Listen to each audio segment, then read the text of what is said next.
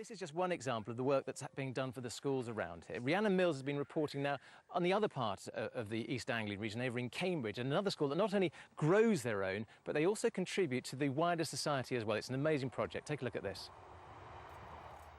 Meet Mark and Dan, sort of a modern-day Jack in the Beanstalk. They don't have magic beans, but they do have a giant idea that all stemmed from a courgette plant that wouldn't stop growing. We were trying to swap them with other allotment holders who also had loads of courgettes. We were giving them to neighbours who were running away because they'd already had some from last week they still hadn't eaten. So we talked to the local hospice, asking if they would be welcoming any fresh food donations, and they were absolutely delighted to get them. At first, it was just people here on Milton allotments who were growing and giving. But since Mark and Dan have put their idea on the internet, well, it's grown and grown. They've now got people from 14 different counties who are taking part in Foodshare. The idea has also gone international, with allotment keepers in New Zealand, France, and even New York taking part. And also the biggest area that it's really grown in is schools, with 7,500 children now growing for charity.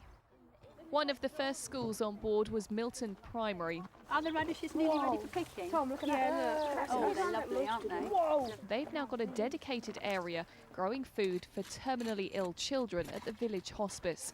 I met up with their 10 head gardeners. How much do you enjoy gardening? A lot more than any other lesson we do. And why do you enjoy it so much? Because you get to get outside and see what it's like out gardening and different experience. What have you been giving to the charity today? Some rhubarb, some radish, a couple of lettuces, a couple of peas. It's really nice because we get to grow stuff, and then just like the look on their faces when they get like courgettes on their omelette. It's not only teaching the children the life skills of growing, but to be able to share what they're doing has been a really wonderful experience, and everyone's absolutely loving it. I feel a bit guilty not helping with the weeding. We probably ought to help, hadn't we? I think we ought to. With a healthy basket like this, they're obviously doing fine without me. They even top up with things they've grown at home. It's then just a short walk to take it to the hospice.